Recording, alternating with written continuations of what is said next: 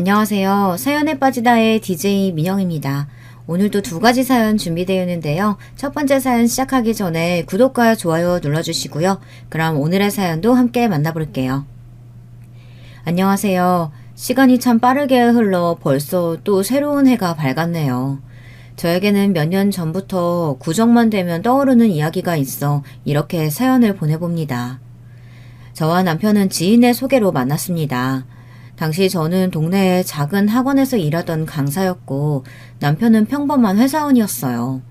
스스로 말하기는 조금 나쁘끄럽지만 젊었을 적 저는 꽤나 준수한 외모를 가지고 있었습니다. 지금은 평범한 아줌마가 다 되어버렸지만요. 덕분에 주변에서 자주 소개가 들어왔었고 남편도 그중 하나였습니다. 처음에는 외모도 직업도 모두 평범해 보였던 남편에게 별 관심이 가질 않았습니다. 몇 번이고 소개를 거절했지만 남자 쪽에서 어떻게 해서든 꼭 만나고 싶다며 한 번만 기회를 달라고 사정해 결국 자리가 만들어졌죠. 그렇게 만난 남편은 제 예상보다 훨씬 괜찮은 사람이었습니다. 남편과 저는 대화가 정말 잘 통했습니다. 처음 만난 자리에서도 시간이 어떻게 흘러가는지 모를 정도였으니까요. 그렇게 한 번, 두 번 만남의 횟수가 늘어났고 결국 남편과 저는 연인관계가 되었습니다. 남편은 제게 언제나 한결같이 다정하고 믿음직스러운 사람이었어요. 이런 사람이라면 평생을 함께해도 되겠다라고 느낄 정도로요. 사실 지금까지 너한테 못했던 말이 있어. 내가 다니던 회사 실은 우리 아버지 회사야. 그러던 어느 날 남편은 제게 깜짝 고백을 해왔습니다. 평범한 회사원인 줄로만 알았던 남편이 알고 보니 부잣집 도련님이라는 사실이었어요. 남편은 꽤나 알아주는 중소기업에 다니고 있었는데 그 회사가 아버님이 운영하시는 기업이었다니. 평소 남편은 씀씀이도 무척 검소했고 들고 다니는 물건들이나 차도 모두 그리 비싼 것들이 아니었기에 전혀 예상하지 못했던 일이었습니다. 남편은 이제 와서 털어놓게 되어 미안하다며 저를 속일 생각은 없었지만 혹시나 사실을 알게 되면 제가 부담을 가질까 쉽사리 얘기를 꺼낼 수 없다고 했습니다. 그리고 하고 싶은 말이 또 있어. 우리 결혼하자. 내가 평생 행복하게 해줄게. 슬슬 둘 다 결혼을 생각할 나이였기에 남편의 프로포즈는 어느 정도 예상하고 있었던 일이었지만 저는 프로포즈를 마냥 기쁘게 받아들일 수만은 없었습니다. 당시 저는 모아놓은 돈이 전혀 없었거든요. 정확히 말하자면 돈을 모을 수 없는 상황이었습니다. 집안 사정이 조금 복잡했거든요. 프로포즈 해준 건 정말 기쁜데 나 당신하고 결혼할 자신이 없어. 당신 집안 수준에 맞춰서 혼수며 예단이며 해갈 형편도 안 되고. 이것 봐. 내가 너 그렇게 생각할 줄 알고 지금껏 얘기 못 꺼낸 거야. 부담 가질 필요 없어. 우리 부모님 그렇게 사치스러운 분들도 아니고 네 집안 사정 얘기하면 잘 조율해 주실 거야. 그건 당신 생각이잖아. 부모님께 얘기 꺼내보기나 했어? 분명 나 같은 며느리 싫어하실 거야. 난 평생 시부모님 눈치 보고 살 자신 없어. 미안해. 남들이 들으면 굴러들어온 복을 걷어찼다고 생각할 수도 있겠지만 당시에 저는 정말 남편의 집안 배경이 부담스러웠습니다. 사람은 끼리끼리 만나야 한다고 하잖아요.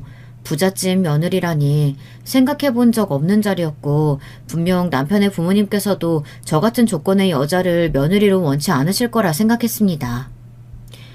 아가, 내가 널 얼마나 만나고 싶었는지 아니? 우리 아들이 어찌나 네 자랑을 입이 마르고 닳도록 하던지. 듣던 대로 너무 예쁘구나. 부모님께서 딸을 아주 잘 키워주셨어. 식은 언제 올리는 게 좋을까? 되도록 빨리 올렸으면 좋겠는데. 아유, 내 정신 좀 봐. 그러고 보니 식 날짜는 여자 쪽에서 잡는다고 하던데. 우리 때야 그냥 어른들 시키는 대로 만났으니 내가 뭘 알겠니. 원하는 날짜로 잡아서 알려주렴. 남편의 끊임없는 설득 끝에 결국 잔뜩 긴장한 채로 처음 만나뵈러 간 시부모님께서는 제 상상 속 부자들의 모습과는 정반대였습니다. 명품을 온몸에 휘감은 채 어딜 감히 너 같은 년이 우리 아들을 넘버하시며 물이라도 얼굴에 끼얹는 것은 아닌가 걱정했던 제가 바보같이 느껴질 정도로요. 시부모님께서는 남편처럼 다정하고 소탈하신 분들이셨습니다. 특히 시어머니께서는 첫 만남부터 저를 몹시 예뻐해 주셨어요. 집이며 혼수며 시댁에서 전부 준비해 줄 테니 넌 걱정 하나 할 필요 없다면서요. 형편이 넉넉한 쪽에서 더 쓰는 거지. 아가, 너무 부담 가질 필요 없다. 너희 둘이 행복하게 살기만 하면 우린 그걸로 됐다. 예물 예단 뭐가 그렇게 중요하겠니? 결국 다 거칠일 뿐인데. 그런 시어머니의 말씀에 저는 너무나도 죄송하고 감사한 마음뿐이었습니다. 그렇게 남편과 저는 결혼 준비를 시작했어요. 결혼식 날짜를 잡고 식장을 알아보던 중 시어머니께 갑작스럽게 연락이 왔습니다. 아가, 식장 아직 안 정했지? 신라 호텔로 했으면 하는데. 얼마 전에 호텔 결혼식에 다녀왔는데 참 좋더라고. 요즘 다들 호텔에서 결혼하잖아. 괜찮지? 시어머니의 물음에 아무렇지 않은 목소리로 답하기는 했지만 전화를 끊고 나니 많은 생각이 몰려왔습니다. 당시 저는 평범한 식장의 가장 작은 홀들을 알아보고 있었거든요. 예물과 예단은 생략하고 집과 혼수는 남편이 모두 마련해 올 테니 그 외에 결혼식에 들어가는 돈이나 잡다한 비용들은 모두 제 쪽에서 부담할 생각이었습니다. 그런데 호텔 결혼식이라니 제가 부잣집 며느리가 된다는 사실을 잠깐 망각하고 있었던 거죠. 아무리 제 수준에 맞춰서 시댁에서 배려를 해주신다고 하더라도 남들 보는 눈이라는 것도 있었으니까요. 제 쪽 하객들은 몰라도 시댁 쪽 하객들은 사업 관계자분들도 많이 오실 텐데 가난한 주머니 사정 탓에 싸구려 예식장의 작은 홀을 선택하려 했던 제가 몹시 한심하게 느껴졌습니다. 그와 동시에 역시 남편과 저는 사는 세계가 다른 사람인가 하는 생각이 들었죠. 시어머니께서도 제게 대놓고 말씀은 하지 않으셨지만 일종의 경고를 하시는 건가 싶기도 했습니다. 눈치가 있다면 이쯤에서 남편을 포기하고 알아서 물러나라고요. 저 사실은 어머니께서 호텔에서 결혼식 했으면 좋겠다 하시네. 오빠도 알다시피 호텔 결혼식은 한두 푼이 아니잖아. 이런 말 꺼내는 거 정말 구차하고 부끄럽지만 혹시 어머니께서 나 마음에 안 들어 하셔? 솔직하게 말해줘.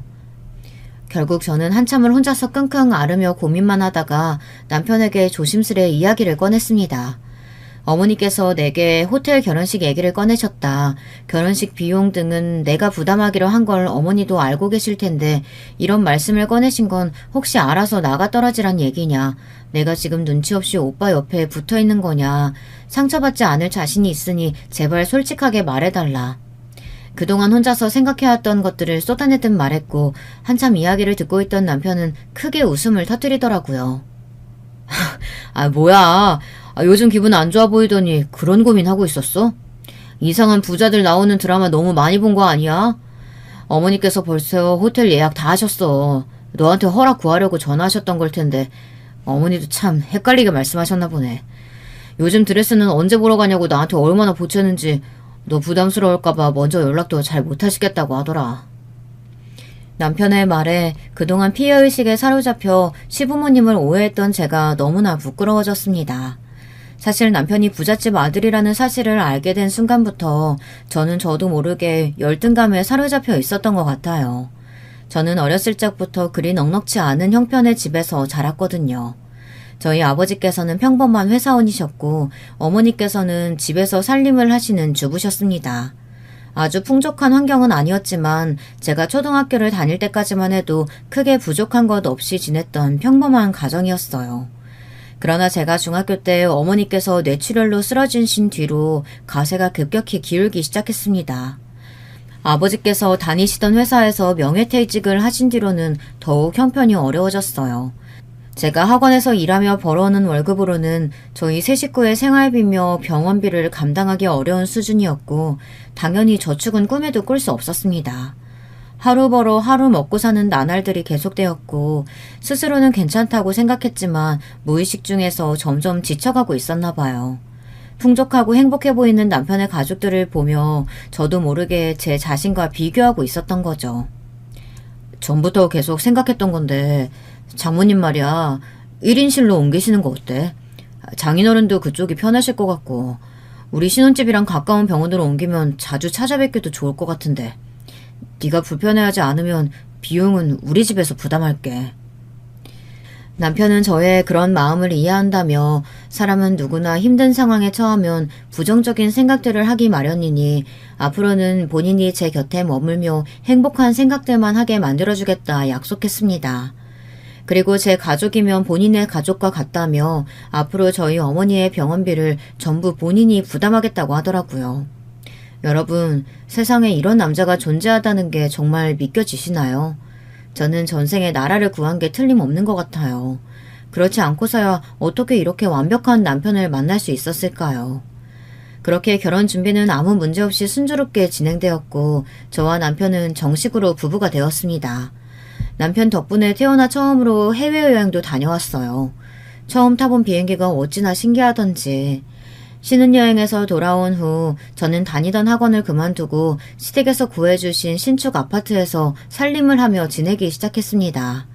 시어머니께서는 시댁에서 너무 가까운 곳에 아파트를 구하면 제가 부담스러울 것이라며 되도록 멀리 떨어진 곳으로 아파트를 구해주려 하셨지만 저는 꼭 시댁과 가까운 곳에서 살고 싶다며 시부모님을 자주 찾아뵙고 인사드리고 싶다고 고집을 피웠습니다.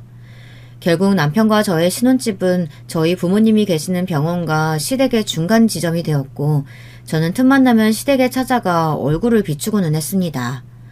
시부모님께서는 그런 저를 딸처럼 몹시 예뻐해 주셨고 남편은 본인보다 부모님들과 더 친한 것 아니냐며 장난 섞인 질투를 하기도 했었죠. 그렇게 저의 결혼 생활은 아무 문제 없이 평화롭게 흘러가고 있었습니다. 여보, 다음 주에 내 동생이 한국으로 돌아온다네. 갑작스럽게 결정된 일이라 나도 어제 전해 들었어.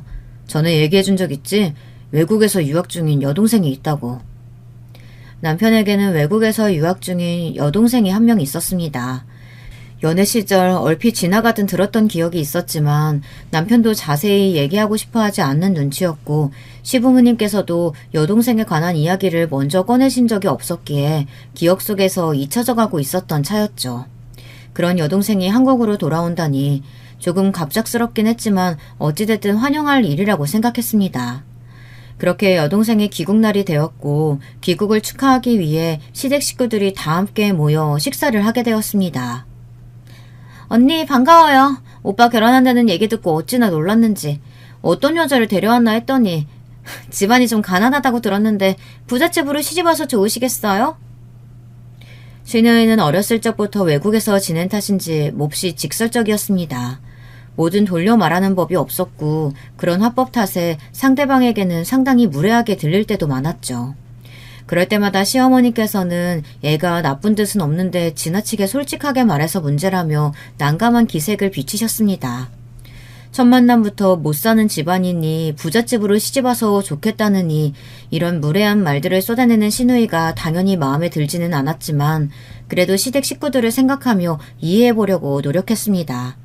그러나 그런 저의 노력이 무색하게도 날이 갈수록 시누이의 행동은 점점 도를 지나쳐갔습니다. 어머, 엄마가 말씀 안 해주셨어요? 오늘 밖에서 점심 드시고 오신다던데. 괜히 헛걸음하셨네요. 다음에 다시 오세요. 분명 시어머니와 점심 약속을 하고 찾아간 시댁이었는데 집에 있던 시누이는 시부모님께서 밖에서 점심을 드시고 오시기로 했다며 문도 제대로 열어주지 않고 제게 돌아가라고 말했습니다. 결국 바리바리 싸들고 왔던 반찬들을 시누이에게 전해주고는 다시 집으로 돌아왔죠. 그렇게 집에 돌아오자마자 시어머니께 전화가 오더군요. 아가, 같이 점심 먹자더니 왜 반찬만 두고 갔어? 급한 일이라도 있었니? 네? 분명 아가씨가 어머니 밖에서 점심 드시고 오신다고. 그래? 이상하네. 뭔가 오해가 있었나 보다. 잠깐 집안 마트에 다녀온 거였는데. 아쉽게 됐구나. 점심은 다음에 같이 하자. 처음 한두 번은 내가 예민한 거겠지, 실수였던 거겠지 생각하고 넘어갔지만 같은 일이 계속 반복되자 다분한 고의라는 생각이 들었습니다. 가족 모임이 있을 때마다 시누이는 굳이 저희 친정 이야기를 언급하며 시댁에서 병원비까지 다 내주니 좋겠다느니 언니는 양심이 있으면 평생 감사하며 살아야 한다느니 제 심기를 건드렸고 저는 그럴 때마다 시댁에서 해주신 것들에 정말 감사하고 있고 앞으로도 감사할 예정이니 저희 부모님 얘기는 그만해 주셨으면 좋겠다 부탁했지만 시누이는 귀뚱으로 듣는 듯 매번 같은 얘기를 꺼냈죠. 시부모님께서는 이상하리만큼 시누이에게 관대하셨고 시누이가 제게 무례한 말들을 쏟아낼 때도 시누이를 탓하시기보다는 저에게 참고 넘어가 달라며 부탁을 하셨습니다. 아무리 늦둥이 딸이라도 정도가 너무 심하지 않나 생각했지만 저를 딸처럼 아껴주시는 시부모님을 생각하며 화를 꾹 눌러 삼켰죠. 하지만 시누이의 만행은 거기서 그치지 않았습니다. 시누이는 시부모님께서 주신 카드로 매일같이 명품을 사고 친구들과 술을 마시며 놀러다녔는데요. 새벽마다 시댁이 아닌 저희 집을 찾아와 문을 쾅쾅 두드리곤 했어요. 덕분에 자다 말고 일어나 만취한 시누이의 뒤치다거리를 한 게 한두 번이 아니었죠. 게다가 시누이는 속이 안 좋으니 콩나물을 넣고 해장국을 끓여달라, 본인이 들고 온 쇼핑백들을 시댁으로 옮겨달라, 제게 뻔뻔한 요구를 하기도 했습니다. 아가씨, 제가 어쩌다 한 번이면 100번 양보해서 이해해보려고 노력이라도 하겠는데요. 이건 정도가 너무 지나친 것 같네요. 저희 집이 무슨 호텔도 아니고 매일같이 오셔서 이거 해달라 저거 해달라 민폐라는 생각 안 드세요? 민폐요? 겨우 국정 끓이고 심부름 몇 번 해주는 게 그렇게 힘들어요? 언니는 시집 잘 와서 시부모한테 딸처럼 예쁨 받고 가난한 친정부모 병원비까지 받고 아무것도 안 하면서 이렇게 좋은 집에서 잘만 살잖아요. 오히려 언니야말로 우리 가족한테 민폐 끼치고 있다는 생각 안 들어요?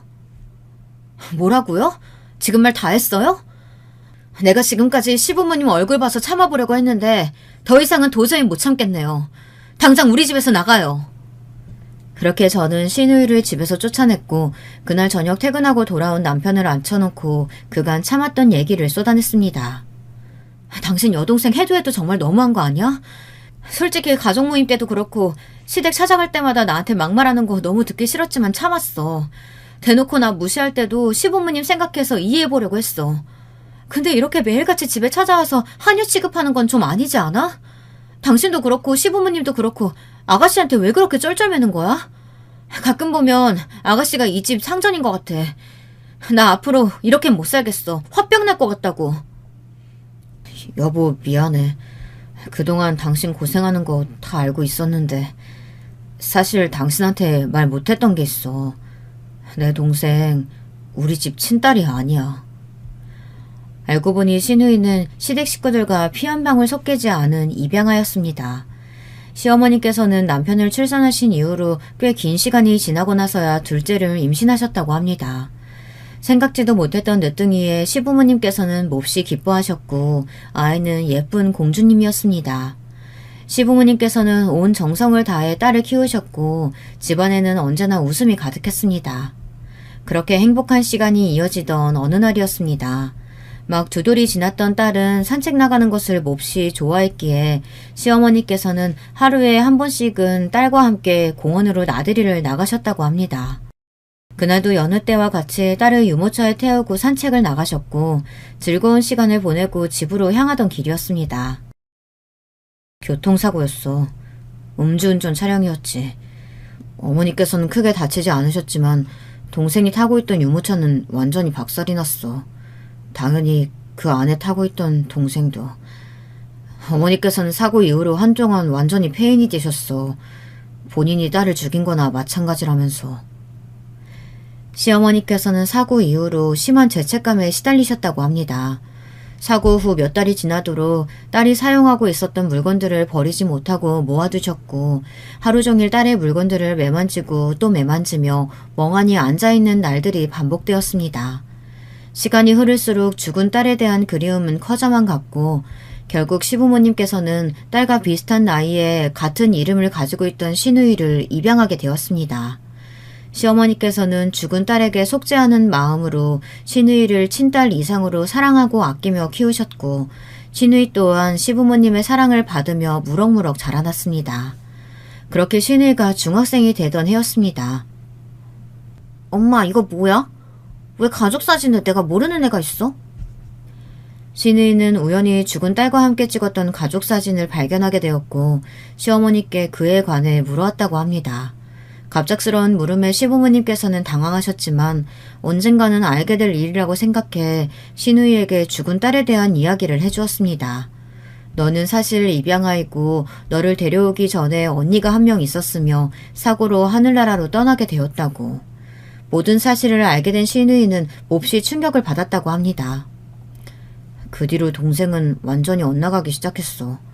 본인이 죽은 언니의 대체제라고 생각했던 모양이야. 사실 어느 정도는 맞는 말이었지. 일부러 이름까지 똑같은 아이를 데려왔으니. 본인이 입양하라는 사실을 알게 된 후로 신우이는 몹시 예민해졌습니다. 남편과 조금만 차이를 두고 대해도 본인이 친딸이 아니라 입양아이기 때문이냐며 소리를 바락바락 질렀고, 나한테서 죽은 딸 노릇을 기대하지 말라며 가족들과의 대화를 거부하기도 했다고 합니다. 시부모님께서는 절대 그렇지 않다며 죽은 딸이 그리운 마음에 너를 데려온 것은 사실이지만 지금은 너를 있는 그대로 사랑하고 있다. 신우이의 마음을 돌려놓기 위해 애쓰셨지만 아무 소용이 없었습니다. 그렇게 점점 시부모님과 신우이의 사이는 멀어져만 갔고 신우이의 비위를 맞추기 위해 애쓰시던 시부모님께서도 점점 지쳐가셨다고 합니다. 나 유학 보내줘. 더 이상 이 집에서 못 살겠어. 얼마 지나지 않아 신우이가 먼저 유학을 가고 싶다는 뜻을 전했고 시부모님께서는 크게 내키지 않았지만 멀리 떨어져 있으면 혹시나 관계 회복에 도움이 될까 싶어 신우이가 원하는 대로 유학을 보내주셨다고 합니다. 그렇게 신우이는 유학을 떠났고 성인이 될 때까지 외국에서 지냈습니다. 시부모님께서는 유학 도중 몇 번이나 이제 그만 한국으로 돌아왔으면 한다는 뜻을 내비치셨지만 신우이는 단호하게 돌아갈 마음이 없다 답했다고 합니다. 그러나 무슨 바람이 불었는지 남편이 결혼했다는 소식을 듣고서는 돌연 귀국을 한 것입니다.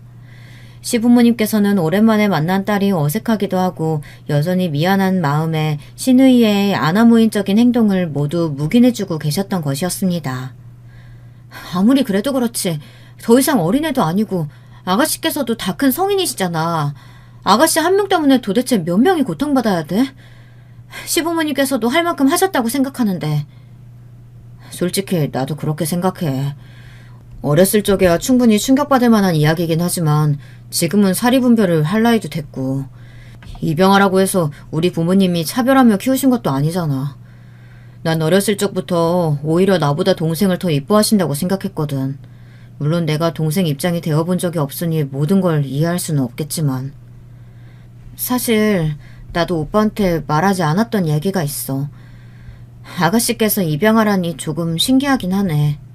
실은 나도 입양하거든. 제 말에 남편은 너무나 놀란 표정이었습니다. 여러분들께서도 조금은 놀라셨나요?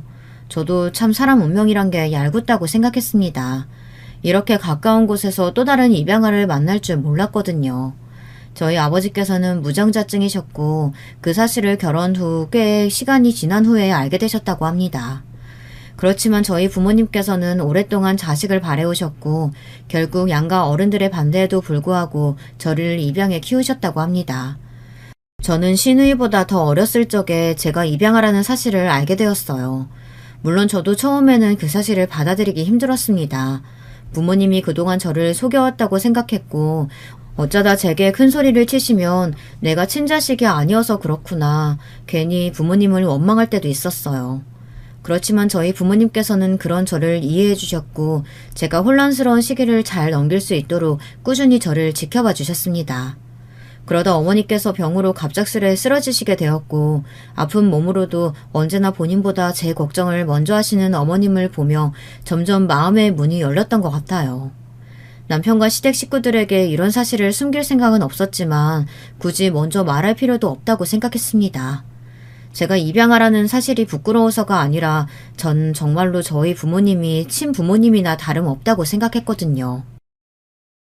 아가씨, 저랑 얘기 좀 해요. 아가씨가 입양하라는 얘기 들었어요. 그래서요? 제가 입양하면 뭐가 달라지는데요? 시댁 식구들하고 피도 섞이지 않아놓고 뭘 그리 신우이 노릇했냐 따지기라도 하시려고요? 아니요. 피가 섞이지 않았어도 아가씨는 제 시누이예요. 시댁 식구들하고 한 가족이고요. 아가씨가 지금 어떤 심정인지 잘 알아요. 온 가족에 내 편은 하나도 없는 것 같고 부모님께 언제라도 버림받을 것 같고 두렵죠? 그쵸? 뭐예요? 언니가 뭘 한다고 갑자기 위로하는 척하는 건데요? 믿기지 않으시겠지만 사실 저도 입양아예요. 누구보다도 지금 아가씨 심정 잘 알아요. 저도 한때는 그랬었거든요. 제 말에 신우이는 상당히 놀란 눈치였습니다. 설마 하니 제가 입양하라고는 신우이도 생각조차 못했었겠죠. 그렇게 저는 신우이에게 제 어린 시절 이야기를 모두 털어놓았습니다. 남편에게는 하지 않았던 더 속 깊은 얘기들까지요. 처음에는 경계심이 가득한 얼굴로 이야기를 듣던 신우이도 나중에는 본인의 이야기를 꺼내놓았습니다. 사실 그동안 저도 너무 괴로웠어요. 부모님이 그럴 분들이 아니란 걸 알면서도 자꾸 그 사진의 아이 얼굴이 떠오르고 부모님께서 나를 볼 때마다 죽은 언니를 생각하고 있는 건 아닐까, 조금이라도 언니와 다른 모습 보이면 날 버릴 준비를 하고 있는 건 아닐까 두려웠어요. 그래서 유학을 떠난 거예요. 도망치듯. 저도 가족들이 너무 그리웠어요. 그렇지만 다시 돌아올 용기가 나지 않았어요. 제가 없는 동안 가족들은 저를 잊고 셋이서 행복하게 지내는 것 같았어요. 가족들 얼굴을 마주할 용기가 나질 않았죠.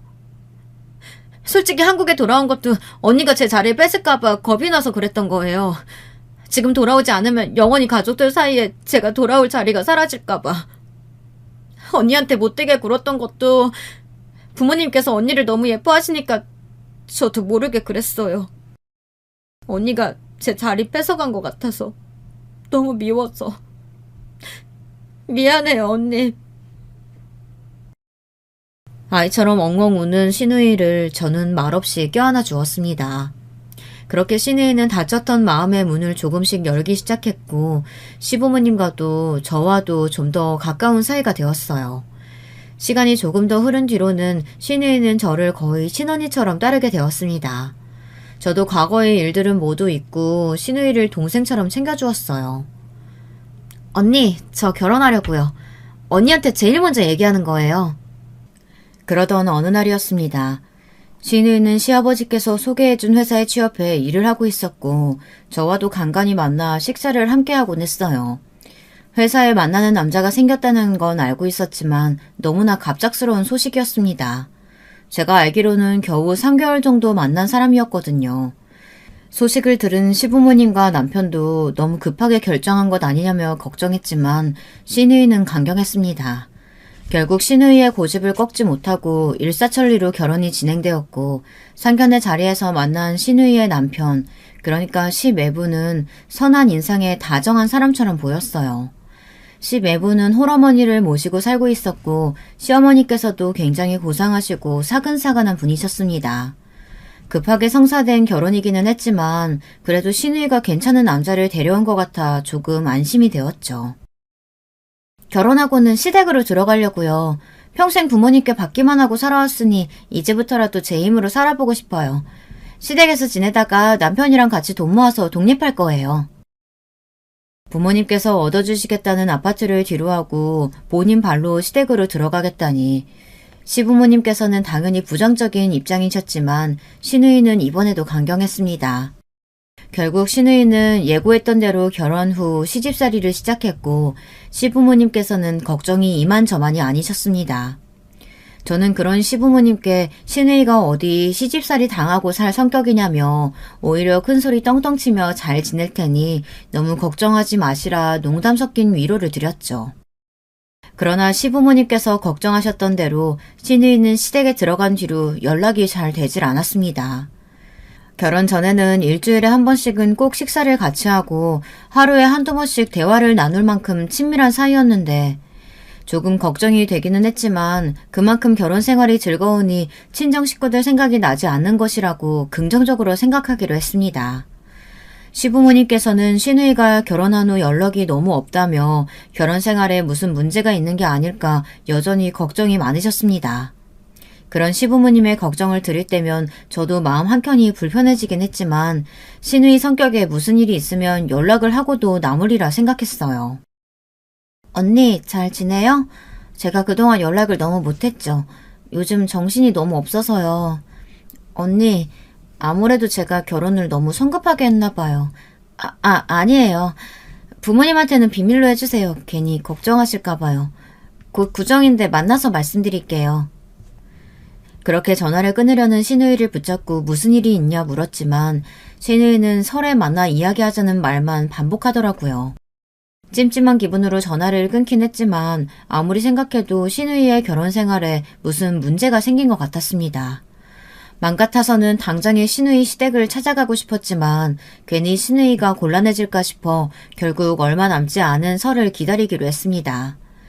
그렇게 설 당일이 되었고 만나서 이야기해주겠다던 신우이는 친정에 찾아오기는커녕 연락 한 통이 없었습니다.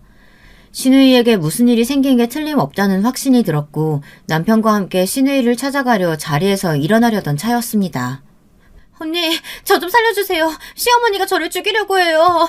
친정에 가겠다고 했더니 갑자기 미친 사람처럼 돌변해서는... 갑작스레 걸려온 신우이의 전화는 그렇게 끊어졌고 소스라치게 놀란 시댁 식구들은 모두 급하게 차에 올라타 신우이의 시댁으로 향했습니다. 차를 타고 가는 내내 손발이 덜덜 떨리고 눈물이 났습니다. 신우이에게 나쁜 일이 생기기라도 한다면 그동안 신우이의 결혼 생활에 문제가 있는 걸 알면서도 적극적으로 행동을 취하지 않았던 과거의 제가 너무나 원망스러웠습니다. 그렇게 신우이의 집 앞에 도착했고 사정없이 대문을 두드리며 소리를 질렀습니다. 그러나 문 안쪽은 묵묵부답이었고 안에 있는 거 다 알고 있다며 당장 이 문을 열지 않으면 경찰에 부르겠다 고래고래 난리를 치고 나서야 문이 열리더군요. 동네 시끄럽게 왜 이러십니까? 교양없게. 아내는 지금 아파서 못 나갑니다. 몸 괜찮아지면 연락할 테니까 돌아가세요. 열린 문 뒤로 얼굴만 내민 심애부는 상견례 때와 몹시 다른 인상이었습니다. 다정하고 선해 보이던 사람이 너무나 표독스러운 얼굴로 변해 있더라고요. 이미 눈이 돌아갔던 남편은 그런 심애부를 사정없이 밀치고 집 안으로 들어갔습니다. 그렇게 들어간 집 안에는 다시 생각해도 너무나 끔찍한 장면이 펼쳐져 있었습니다. 신우이는 거실 바닥에 쓰러져 있었고 신우이의 시어머니는 그 앞에서 씩씩대고 있었어요. 바닥에는 나무 빗자루가 나동그라져 있었어요. 집 안으로 들어선 저희와 눈이 마주친 시어머니는 미친 사람처럼 소리를 질렀습니다. 남편은 바로 경찰을 불렀고 저와 시부모님은 쓰러져 있던 신우이를 부축해 급히 병원으로 향했습니다. 신우이는 온몸에 피멍이 들어있었고 머리에도 큰 상처가 났다고 했습니다. 다행히도 생명에 지장이 있는 수준은 아니라 적절한 치료를 받고 심신의 안정을 취하면 곧 회복될 수 있을 거라고 하더라고요. 얼마 지나지 않아 기절했던 신우이는 의식을 되찾았고 저와 시부모님은 안도의 눈물을 흘렸습니다. 신우이도 그간 마음고생이 심했는지 시부모님의 품에 안겨 오열을 했습니다. 신우이의 시어머니께서는 결혼 직후부터 완전히 다른 사람처럼 변하셨다고 합니다. 정확하게 말하자면 신우이와 단둘이 있을 때만요. 시매부가 없는 자리에서는 신우이에게 막말을 쏟아냈고 가끔은 손찌검까지 했다고 합니다. 당연히 신우이는 그런 대우를 참고만 있을 성격이 아니었기에 바로 시매부에게 이런 사실을 말했고 시매부는 미심쩍어 하면서도 처음에는 신우이의 말을 믿어줬다고 합니다. 시매부는 신우이의 시어머니께 며느리와 사이좋게 지내시라 부탁을 드렸고 시어머니께서는 시매부 앞에서는 사람 좋게 웃으시며 네가 뭔가 오해를 했나 보다. 우리 며느리랑 내가 사이가 얼마나 좋은데 하며 뻔뻔하게 답을 하셨다고 합니다. 그리고서는 또 신우이와 단둘이 있을 때 겨우 그걸 못 참고 그새 내 아들한테 쪼르르 달려가 일러 바쳤냐고 내가 그런다고 누나가 깜짝할 것 같냐 큰 소리를 떵떵 치셨다고 합니다. 신우이가 밥을 차려드리면 국이 너무 짜다느니 반찬이 맛이 하나도 안 난다느니 별트집을 잡으시며 전부 싱크대에 버리시고서는 시매부가 집에 돌아오면 국이 좀 간간하다 한마디 했더니 신우이가 그렇게 불만이면 드시지 마세요. 어머니께서 직접 차려 드시던지요. 하며 반찬들을 전부 싱크대에 버렸다 거짓말을 했습니다. 너무나 억울했던 신우이는 어머니께서 직접 버리신 거다. 나는 아무 잘못이 없다 호소했지만 계속 반복되는 고부 갈등에 시매부도 지쳤던 건지 제발 그만들 좀 하라며 신우이의 말을 제대로 들어주지 않았죠. 그러나 결국 팔은 안으로 굽는다고 하던가요. 시매부는 언젠가부터 신우이보다는 시어머니 편을 들기 시작했다고 합니다. 당신이 좀 참아라. 나이도 있으신 분을 그렇게까지 이겨먹고 싶냐. 생각해보니 당신이 어머니한테 너무 예의 없게 굴긴 했다 등등 매사에 신우이 탓을 했고 그런 시매부의 마음은 어떤 사건을 계기로 완전히 시어머니 편으로 돌아섰습니다. 그날도 신우이는 평소와 같이 회사에서 일을 하다 집에 돌아왔는데 시어머니께서 다리에 깁스를 하고 계셨다고 합니다. 갑자기 웬 깁스냐며 어쩌다 다치셨냐 여쭤보니 시어머니께서는 아무런 대답을 하지 않으셨습니다. 신우이는 영문을 모른 채 시어머니와 그 앞에 서 있던 시매부를 번갈아 쳐다봤고 시매부는 몹시 화가 난 얼굴이었다고 합니다. 당신 오늘 아침에 계단에서 어머니 밀었다는 게 진짜야? 그래놓고 회사에 늦었다고 나 몰라라 나가버린 거고? 그게 무슨 소리야. 내가 계단에서 어머니를 밀치다니. 나 오늘 아침에 어머니 뵌 적도 없어. 그만해라. 며느라가가 바빠서 급히 나가다가 나랑 부딪혔는데 기억을 못하나 보다. 회사에 늦었으면 그럴 수도 있지. 난 괜찮다.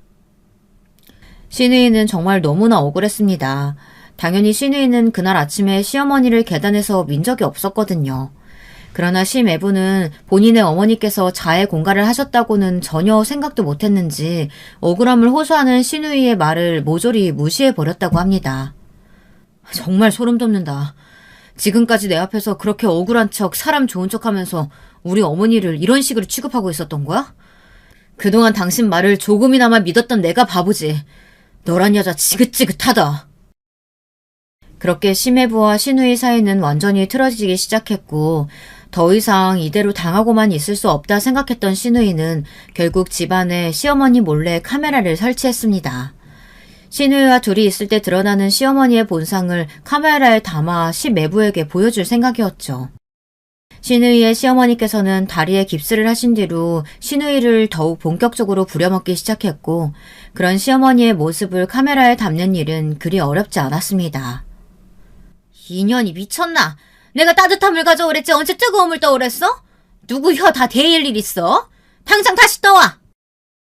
영상에는 시어머니가 신우이에게 폭언과 폭행을 쏟아내는 모습이 고스란히 찍혔고 신우이는 시매부에게 영상을 보여주며 이게 당신 어머니의 실체다. 그동안 당신 앞에서만 착한 척하며 날 모함한 거다. 억울함을 호소했습니다. 그러나 이미 시매부의 마음은 완전히 돌아선 뒤였고 당신이 어머니를 협박해서 찍은 영상일지 어떻게 아냐며 설령 진짜 어머니께서 이런 행동을 하셨다 하더라도 다 자업자득이라고 난 더 이상 당신 얘기 듣고 싶지 않다 선을 그었다고 합니다. 그 시점에서 신우이는 이혼을 결심했습니다. 사실 그동안 몇 번이나 이혼하자는 말을 꺼내고 싶었지만 친정 가족들에게 걱정을 끼치고 싶지 않아 어떻게든 관계를 회복하려고 노력했었던 거였죠. 그렇지만 그동안의 모든 행동들이 아무 소용없는 짓이었다는 것을 깨닫고 혼자서 천천히 이혼할 준비를 시작했다고 합니다. 그렇게 결혼 후 처음 맞는 구정이 되었고 신우이는 시어머니에게 짐을 싸서 친정으로 돌아가겠다 통보를 했습니다. 그동안 저 할 만큼 했다고 생각해요. 도대체 어머니께서 왜 그러시는진 모르겠지만 절 싫어하시는 것만큼은 분명한 것 같네요. 저도 더 이상 이런 집안에서 이런 취급 받으며 살고 싶지 않아요.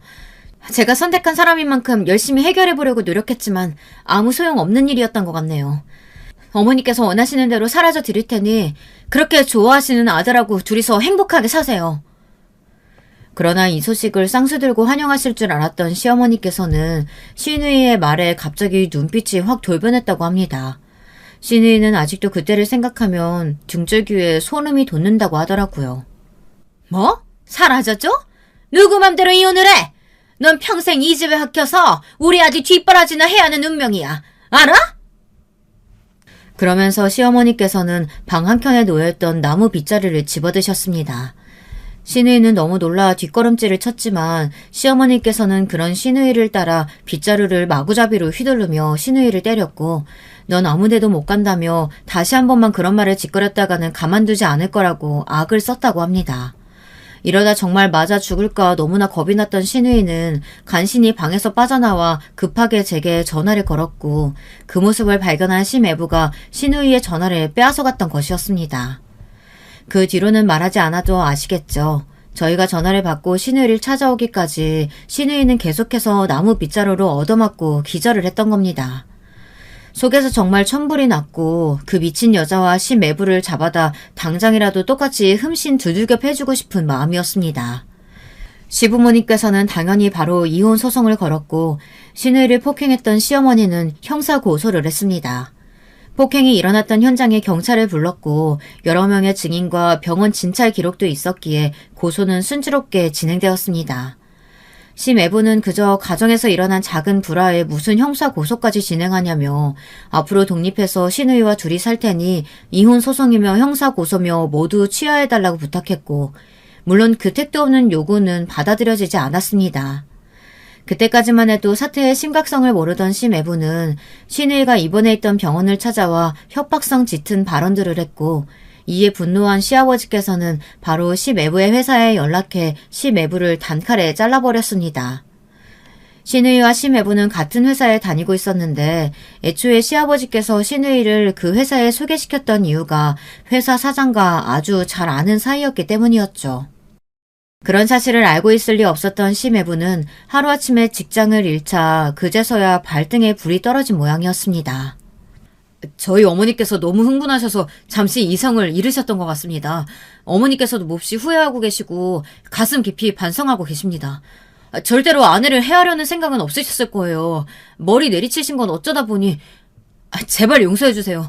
한 번만 은혜 베풀어 주신다면 평생 반성하며 사죄하는 마음으로 살아가겠습니다. 시아버지께서는 그렇게 매일같이 병원에 나타나 바지가랑이를 잡고 오열하는 심해부를 사정없이 발로 걷어타시며 다시는 찾아오지 말라고 소리를 지르셨습니다. 그렇게 반성한다는 여자가 병원에 단 한 번도 찾아오지 않느냐며 물론 찾아온다 해도 딸을 만나게 해줄 생각은 전혀 없었지만 너무나 괘씸하다. 너 같은 놈에게 한때나마 딸을 믿고 맡겼던 것이 내 인생 최대의 실수다. 지금 당장 너를 찢어 죽이고 싶은 걸 참고 있으니 당장 꺼지라면서요. 저에게는 언제나 한없이 다정하신 시아버지셨기에 그렇게 무서운 시아버지의 모습은 난생 처음이었습니다. 그렇게 신우이가 병원에서 몸을 회복하는 동안 소송과 고소는 순조롭게 진행되었고 당연히 소송의 결과는 저희 쪽의 압승이었습니다. 심애부는 신우이에게 정서적 학대를 가했던 점과 시어머니의 폭력을 방관하고 동조한 제목이 인정되어 엄청난 위자료를 내게 되었고 시어머니는 신우이에게 휘둘렀던 나무빗 자료가 흉기로 인정되어 존속 특수폭행죄로 실형을 살게 되었습니다. 상대 측에서는 죄가 입증되더라도 기껏해야 벌금형으로 끝날 줄 알았는지 실형이라는 결과를 인정하지 못하고 법원에서 펄펄 뛰는 꼴이 정말 짐승이 따로 없더라고요. 심애부, 그러니까 신우이의 전남편은 그 뒤로 동정업계 회사 여러 곳에 이력서를 넣었던 모양이지만 당연히 서류에서 전부 탈락했습니다. 시아버지께서는 본인의 손길이 닿는 모든 회사에 신우이의 전남편은 블랙리스트로 등록해 놓으셨거든요. 그 업계에서는 꽤나 큰 손으로 유명하신 분이라 아마 신우이의 전남편은 아주 구석진 시골이 아닌 이상 일을 다시 시작하기는 어려울 거예요. 물론 시아버지께서 눈에 불을 켜고 벼르고 계시기 때문에 지옥 끝까지 그 남자를 쫓아다니시지 않을까 싶어요. 저희 시아버지께서는 한단면 하시는 분이거든요. 어딜 가든 가정폭력범이라는 꼬리표도 따라다니겠죠. 이미 전에 다니던 회사에서도 가정폭력범이라는 소문이 쫙 퍼져 사회적으로 거의 매장을 당했다고 하더라고요. 시아버지께서는 내 딸에게 손대놓고 겨우 위자료와 깜빵살이로 끝날 줄 알았다면 큰 오산이라며 평생을 고개도 못 들고 살게 해주겠다고 으름장을 놓으셨어요. 그렇게 도움 청할 곳 하나 없는 상황에 하나 있는 가족인 어머니조차 깜빵살이를 하고 있으니 얼마나 삶이 막막하겠어요. 애초에 본인이 자초한 일이긴 하지만요. 전부 자업자득이죠. 신우이는 몸을 전부 회복하고 나서도 한동안 폭행의 후유증으로 힘들어했습니다. 그런 신우이를 곁에서 지켜보는 저희 가족의 마음은 정말 미어지는 것 같았어요. 그래도 신우이는 워낙 천성이 밝은 사람이라 금방 안정을 찾기 시작했습니다. 한동안 쉬던 회사도 다시 나가고 평소처럼 농담도 하기도 하고 천천히 일상으로 돌아왔죠. 언니, 저 이제 다시 결혼 같은 건 안 하려고요. 평생 부모님 곁에서 살 거예요. 그래요. 아가씨가 그러길 원한다면 그렇게 해야죠. 솔직히 나 같아도 다시는 결혼 같은 거 하고 싶지 않을 것 같아요. 너무 고생 많았어요. 제가 아는 사람 중에 제일 결혼 잘한 사람이 그런 말 하니까 그닥 와닿지는 않네요. 언니는 결혼해서 정말 행복하시잖아요. 저희 시부모님 같은 시댁이 세상 천지에 또 어디 있겠어요. 내가 정말 운 좋은 사람이지. 아니요. 언니가 운이 좋은 게 아니라 우리 가족이 운이 좋은 거예요. 언니 같은 여자가 세상에 또 어디 있겠어요. 언니가 제 새언니라 너무 좋아요. 오빠가 언니 같은 좋은 여자 만나 아이도 낳고 부모님한테 손주 안겨드리는 효도는 다 할 테니 저는 죽어 늙을 때까지 부모님 모시면서 효도할래요. 신우이의 장난스러운 말에 왜 저는 눈물이 날 것 같았는지 전 정말 운이 좋은 여자인 것 같아요. 전생에 무슨 복을 쌓았길래 이런 시댁을 만날 수 있었을까요? 시댁의 계속된 지원으로 저희 어머니께서는 작년에 퇴원을 하셨습니다. 그동안 가장 좋은 병실에서 가장 좋은 치료를 받으며 지내셨으니 낫지 않는 게 이상한 일이었죠. 어머니께서 쾌차하셨다는 소식에 시부모님께서는 마치 본인 가족의 일처럼 몹시 기뻐해 주셨습니다. 저는 그런 시부모님의 손을 잡고 울음을 터뜨렸어요. 정말 너무 감사하다며 평생 동안 이 은혜 잊지 않고 보답하면서 살겠다고 오열하는 저에게 시부모님께서는 고개를 가로저으셨습니다. 은혜 같은 거 베푼 적도 없고 갚을 필요도 없다면서요. 시어머니께서는 네가 우리 집안이 된 것만으로 우리는 너무 행복하다. 너 같은 복덩이가 어디서 굴러들어왔는지 모르겠다며 제 등을 쓰다듬어 주셨습니다. 매해 명절마다 저희 부모님과 시댁 식구들은 한자리에 모여 한 가족처럼 식사를 합니다. 다 같이 모여 맛있는 걸 먹고 서로 덕담을 나누고 소소한 일상 이야기를 하며 웃음꽃을 피우죠. 곧 돌아오는 올해 구정에도 다 함께 소고기를 먹으러 갈 예정이에요. 제 사연이 언제 채널에 소개될지는 모르겠지만 긴 이야기 들어주신 여러분들께서도 새해 복 많이 받으시길 바랍니다. 여러분의 가정에도 저희 가족들과 같은 평화와 행복이 깃들길 바랄게요. 제 사연 들어주셔서 감사합니다. 여러분, 두 번째 사연 시작하기 전에 좋아요, 구독 꼭 눌러주실 거죠? 그럼 두 번째 사연 바로 시작합니다. 안녕하세요. 저는 60대 여자입니다. 이번 겨울은 유독 최근 몇 년 동안 제일 춥다고 생각될 만큼 매섭더라고요. 하도 추워서 옷을 많이 껴입어도 바람이 옷안을 파고들어 오들오들 떨며 지내고 있습니다. 여러분도 이번 겨울이 유난히 춥다고 느껴지시나요? 모쪼록 건강관리 잘하셔서 아프지 않게 겨울 보내시길 바랍니다. 최근 우리 가족에게 있었던 일을 말해볼까 하는데 어디서부터 얘기해야 할지 몰라 한참을 생각했는데 순서대로 있었던 일을 말해볼까 해요. 겨울이 되면 항상 가난했던 예전 생활이 기억이 나서 오늘도 그 생각을 하느라 시간을 많이 보냈습니다. 저는 섬에서 태어났는데 제주도처럼 큰 섬은 아니고 남해에 있는 작은 섬에서 태어났어요. 중학교도 나오지 못한 저는 섬에서 부모님이 일찍 돌아가셔서 바다에서 해녀 일을 하며 돈을 벌었습니다. 그래도 이모가 같이 섬에 있어서 이모 집에서 숙식도 해결하고 사촌 동생들도 돌보며 살았어요. 외할아버지와 외할머니도 돌아가신 지 오래라 가족이라고는 이모네밖에 없었습니다. 이모부와 이모는 저를 친딸처럼 예뻐해서 외롭고 부모가 없어도 악착같이 버텼던 기억이 나요. 이모 부부는 그래도 제가 섬에 있는 중학교까진 나오길 바랐으나 제가 거절했습니다. 학교에 가서 무엇을 하나 싶기도 했고 공부로 성공할 기미도 보이지 않았었죠. 그리고 공부를 한다고 해도 고등학교는 섬 밖을 나가야 했는데 현실적으로 돈이 없으니 그것도 걱정이었고요. 이모네가 잘 사는 것도 아니고 저도 부모님을 빨리 잃어 세상의 쓴맛을 빨리 알게 된 상황이라 그냥 제가 조금이라도 돈을 벌어 이모 부부에게 도움이 되고 싶었습니다. 이모부와 이모는 어린 게 무슨 그렇게 철이 빨리 들었냐고 안타까워하셨지만 저는 적어도 얹혀 살면서 민폐는 끼치지 말자는 생각이 컸어요. 그래서 어릴 때는 바다에 들어가는 게 일이라 매일 수영을 했는데 저는 어려서부터 바다가 참 좋았습니다. 헤엄쳐서 안으로 잠수하는 그 과정이 얼마나 즐거웠는지 몰라요. 물론 돈이 없어서 시작하게 된 일이지만 즐기면서 하려고 했죠.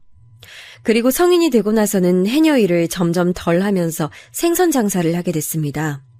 이모부와 이모가 배를 타고 바다에 나가 고기를 잡는 일을 했는데 저는 이모부가 새벽부터 나가 고기를 잡아오면 그걸 시장에 가서 팔기도 하고 육지로 배송하는 배에 가져다주는 일을 했어요.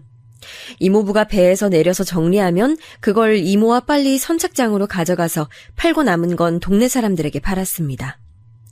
관광 오는 사람이 제주도처럼 많진 않았어도 그래도 종종 있어서 그 사람들에게 생선회를 팔기도 했고요. 그렇게 23살까지 이모 집에서 살다가 운명처럼 남편을 만나게 됐습니다.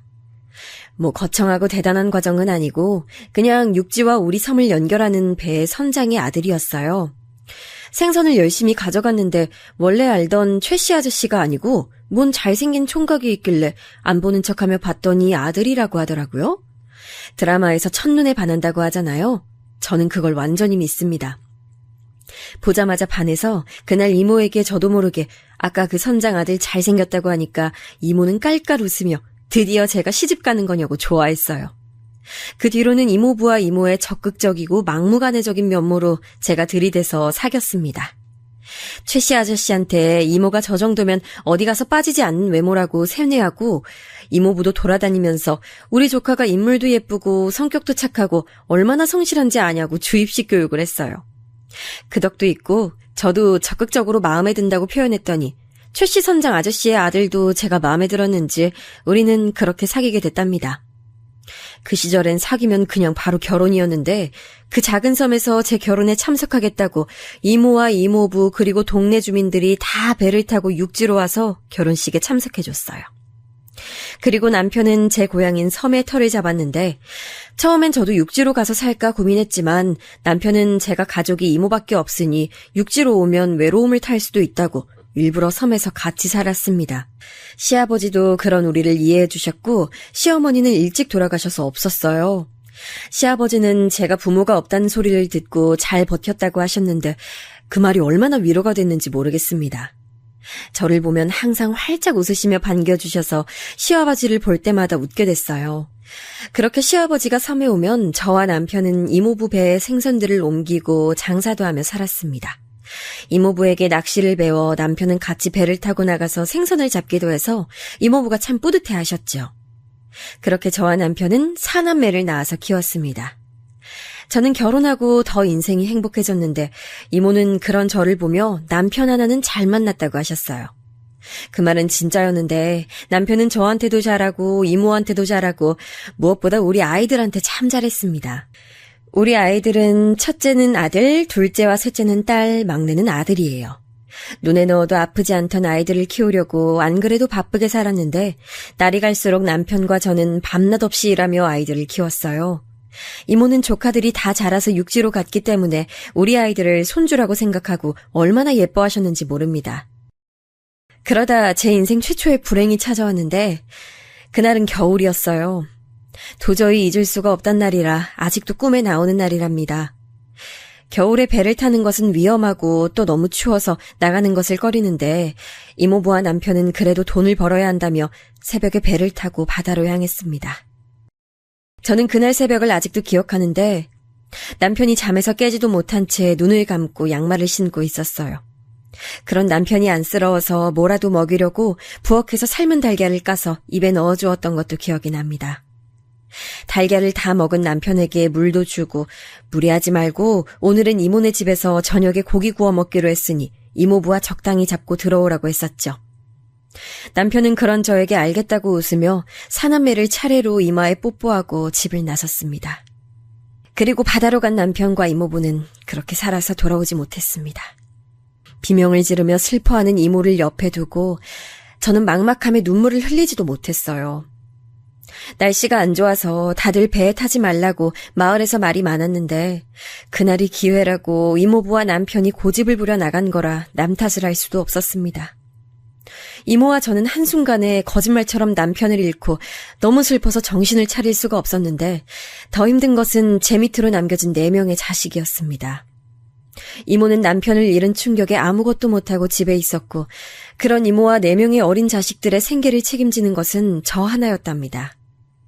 그때 우리 애들 나이가 진짜 어렸는데 첫째는 초등학교에 다녔고 나머지는 미취학 아동이었으니 얼마나 어렸는지 아시겠죠? 저와 이모가 하던 일이 이모부와 남편이 고기를 잡아오면 그걸 파는 일을 했었기 때문에 우리는 일자리를 구하려고 얼마나 노력했는지 모릅니다. 시아버지는 소식을 듣고 저에게 육지로 와서 일하는 게 어떠냐고 하셨는데 저는 이상하게 섬을 떠날 생각을 하면 오히려 숨이 막혔어요. 그냥 거기서 태어나서 평생을 자랐고 남편이 떠난 곳도 바다라서 그 바다를 건널 자신이 없었답니다. 그리고 더 불행하게 이모는 이모부가 돌아가신 지 1년이 지나고 삶을 스스로 마감했어요. 유난히 사이가 좋았던 부부라 주위에선 하늘에서 만나려고 그랬다고 저를 위로했는데 저는 그런 이모를 이해하면서도 더 막막해진 현실에 밤하늘을 보며 얼마나 울었는지 모르겠습니다. 작은 섬에서 혼자 사남매를 키우는 일이 얼마나 힘든지는 굳이 말하지 않아도 아실 거라 믿어요. 남자가 집에 없으니 혼자 힘든 일은 다 하고 또 아무리 닥치는 대로 일해도 사남매에 먹을 것을 간신히 구하고 나면 또 금세 바닥을 보이는 통장을 보면 너무 막막했습니다. 아이들이 크면서 더 심해졌는데 제가 아무리 시장에서 일하고 남의 집 일을 대신하고 돈을 벌어도 돈이 모자라 쌀을 사는 것도 힘들었어요. 도저히 밥을 먹을 돈이 없어 감자와 고구마로 애들 끼니를 대신하고 저는 먹지도 못한 날이 진짜 셀 수도 없이 많습니다. 주위에선 제가 안쓰럽다고 저를 어릴 때부터 봐왔던 할머니들이 팔고 남은 생선들을 주고 밭에서 키운 당근이나 상추를 주지 않았으면 저는 굶어 죽었을 거예요. 다행히 이모네와 어릴 때부터 살던 곳이라 주민들이 제 상황이 안타깝다고 챙겨주셔서 그 덕에 죽지 않고 버틸 수 있었습니다. 그래도 저는 감자 한 알이라도 생기면 제가 먹는 게 아니고 우리 아이들 주려고 종일 주머니 속에 넣어놓고 집에 가면 꺼내서 4조각으로 잘라 아이들에게 주곤 했었죠. 나중에 그걸 알고 옆집 순이 할머니는 저를 따로 불러서 자기 앞에서 먹고 가라고 고구마를 꺼내주기도 했습니다. 제가 버텨야 새끼들도 버틴다고 몸을 잘 챙기라고 하셨어요. 그렇게 저는 시장에 가서 나물도 팔고 생선 장사도 돕고 남의 집 청소도 하며 닥치는 대로 돈이 되는 일이라면 제일 먼저 저를 쓰라고 광고하고 다니며 아이들을 키웠습니다. 그러다 보니 당연히 몸이 망가질 정도로 아팠는데 병원에 가는 시간도 아까워서 가지 않았어요. 약국에서 하도 약을 사 먹으니까 약사 어르신이 저보고 먹으라고 한약도 주시곤 했죠. 남편이 죽었을 때 막내 나이는 돌도 안 냈을 나이라 걔를 업고 시장에서 생선을 자르고 있으면 아이가 울어도 달래주지도 못했어요. 그걸 보고 지나가던 사람들이 안쓰러운지 생선을 사주기도 했을 정도였습니다. 그렇게 애들을 다 초등학교에 보내고 나니까 그래도 마음 편하게 일할 수 있어서 다행이라고 생각했어요. 여전히 사는 게 힘들고 아이들을 키우며 여기저기 빌린 돈이 많아 아이들이 학교에 가면 돈을 벌어 그 빌린 돈을 갚고 하루 벌어 하루 먹고 사는 생활을 반복했습니다. 너무 못 먹어서 제 몸은 가면 갈수록 말라졌고 나중엔 안 먹는 상태가 익숙해서 하루에 감자 2-3알이면 충분하다고 느낄 정도였어요. 쉬는 날은 있지도 않았고 어쩌다 일이 없던 날이 오히려 심적으로 더 힘들어서 일부러 식당 앞을 기웃거리며 설거지할 사람 필요하지 않냐고 물으니까 사장님이 혀를 차곤 했습니다. 그런 암담한 상황에서도 제가 어떻게든 돈을 벌며 살 수 있었던 것은 다 우리 아이들 덕분이었어요. 제가 먹지 않아도 우리 아이들이 먹는 것을 눈앞에서 보면 배가 부르고 돈이 조금이라도 있으면 아이들 먹일 과자를 살 수 있었으니 동기부여는 확실히 됐습니다. 그리고 그중 첫째 아들한테 저는 동생들보다 더 신경을 많이 썼는데 장남이었고 공부를 잘해서 섬에 있는 학교였긴 했지만 늘 전교 1등을 했어요. 공부를 잘하니 남의 집에서 걸레로 바닥을 닦다가도 아들 생각을 하면 웃음이 나올 정도였습니다. 아들이 전교 1등이란 소리는 워낙 작은 섬이니까 금세 소문이 퍼졌는데 저에게 그렇게 힘들게 키우더니 그래도 저렇게 아들이 잘 컸으니 얼마나 다행이냐고 옆집 순이 할머니가 말씀하셨어요. 시아버지도 첫째 아들이 공부를 잘한다는 소리를 듣더니 너무 기뻐하시며 고등학교는 섬에 없으니 중학교를 졸업하면 꼭 자기가 있는 육지로 아들을 보내라고 하셨습니다. 학교에서 선생님이 저를 부르셔서 갔더니 꼭 첫째 아들은 육지에서 고등학교에 다녀야 한다고 중학교만 졸업하기엔 너무 아깝다고 저에게 강력하게 말하며 무슨 일이 있어도 아들을 내보내라고 했어요. 그때 그 시절엔 중학교만 졸업한 사람들이 꽤 있었고 아니 사실 초등학교만 졸업한 사람도 많았습니다. 우리 이모부가 바로 초등학교만 졸업하고 바로 바다로 갔던 분이세요. 아무튼 아들은 우수한 성적으로 중학교에서 두각을 보이고 시아버지가 계신 육지로 가서 고등학교에 입학하게 됐습니다. 시아버지는 늘 저에게 아이들을 혼자 키우기 힘드니 꼭 한두 명은 본인에게 보내라고 매년 말씀하셨기 때문에 첫째 아들이 본인에게 가니까 너무 좋아하셨어요. 시아버지도 잘 사는 형편은 아니었지만 그래도 있는 힘껏 아들을 키워주셔서 정말 감사했습니다. 그렇게 순조롭게 어느 정도 제 인생이 풀리나 싶었는데 인생이 진짜 쉽지 않다는 것을 저는 그때 알게 됐어요. 바로 아들이 고등학교 3학년을 올라가던 때 시아버지가 돌아가셨습니다. 왜 제 주위 사람들은 이렇게 생을 빨리 마감하는 건지 너무 슬퍼서 어디 원망할 대상이 없나 찾아봤는데 그냥 제 팔자가 그렇더라고요. 시아버지는 힘든 형편에도 며느리가 혼자 아이들을 키운다고 안쓰럽게 여기며 섬에 와서 번 돈을 저에게 어떻게든 주고 가셨던 분이라 너무 슬펐습니다. 남편도 잃고 남편의 유일한 가족도 잃고 제 곁에 남은 어른이라곤 한 명도 없었죠. 하지만 시아버지의 죽음보다 더 막막했던 것은 바로 첫째 아들이었습니다. 첫째 아들은 시아버지와 살면서도 공부를 잘해서 전교에서 성적이 높아 학교에서 기대하던 학생이었어요. 섬에는 고등학교가 없어서 아들은 공부하려면 계속 거기서 다녀야 했는데 돌봐줄 어른이 없었고, 그렇다고 제가 섬 생활을 정리하고 거기로 가자니 가서 일구하는데도 시간이 필요할 거고 과연 일을 바로 구할 수 있을지 생각도 들었습니다. 그리고 아이들 학교도 그렇고 섬을 떠나는 것이 한 번의 결정으로 내려지는 사항이 아니었어요. 섬에서는 그래도 우리가 살 수 있는 집이라도 있지.